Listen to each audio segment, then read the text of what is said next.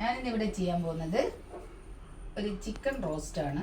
അതിന് ഞാൻ ആദ്യം തന്നെ ചിക്കൻ മഞ്ഞൾപ്പൊടി, മുളക് പൊടി, മല്ലിപ്പൊടി, അല്പം തൈര്, ഉപ്പും ചേർത്ത് വേവിച്ച് വെച്ചിട്ടുണ്ട്.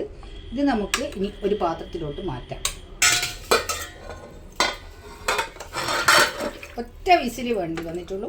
ഒറ്റ വിസിലിന് വേവിച്ചെടുത്ത ചിക്കനാണ്.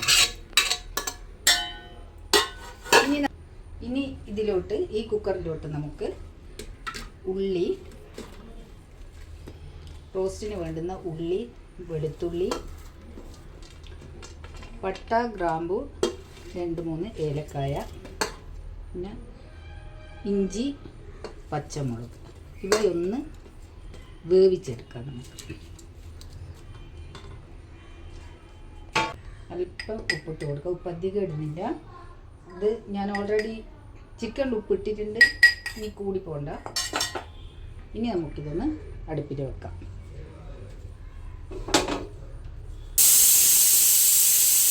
ഇത് 2 വിസിൽ വന്ന് ഇത് നമുക്കിനി ഓഫ് ചെയ്യാം.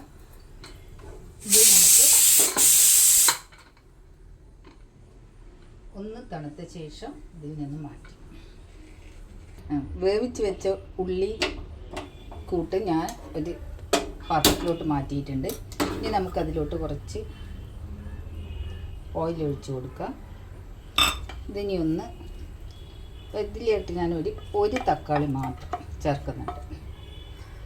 ഇതിനി ഒന്ന് വഴറ്റി, ഇത് വഴറ്റേണ്ട ആവശ്യമേ ഉള്ളൂ. ഒന്ന് വെന്ത ഉള്ളി ആയതുകൊണ്ട് പെട്ടെന്ന് തന്നെ വാടി കിട്ടും.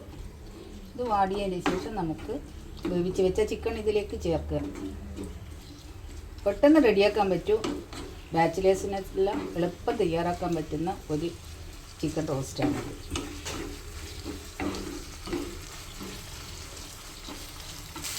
ഇതിലോട്ട് ചിക്കൻ ഇതിലോട്ട് മാറ്റിക്കൊടുക്കാം. വെന്ത ചിക്കൻ നമുക്ക് ഇതിലോട്ട് മാറ്റാം.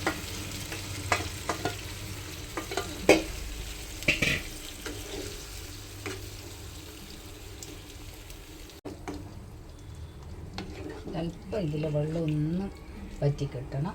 അതുവരെ ഒന്ന് ഇതിൽ കിടക്കട്ടെ.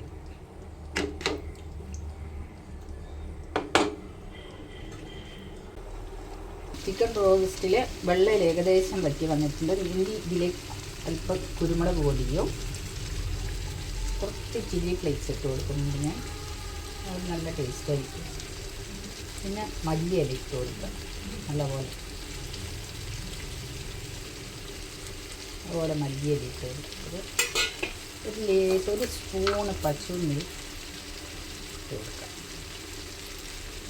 ഇനി വേറെ തന്നെ ഒരു ഫ്ലേവറായിരിക്കും പശുനെയ്യ് ഇട്ട് കഴിഞ്ഞാൽ.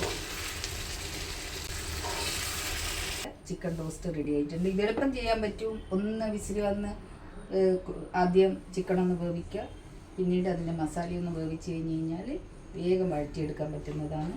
ബാച്ചിലേഴ്സിനും എല്ലാം എളുപ്പത്തിൽ തയ്യാറാക്കാം.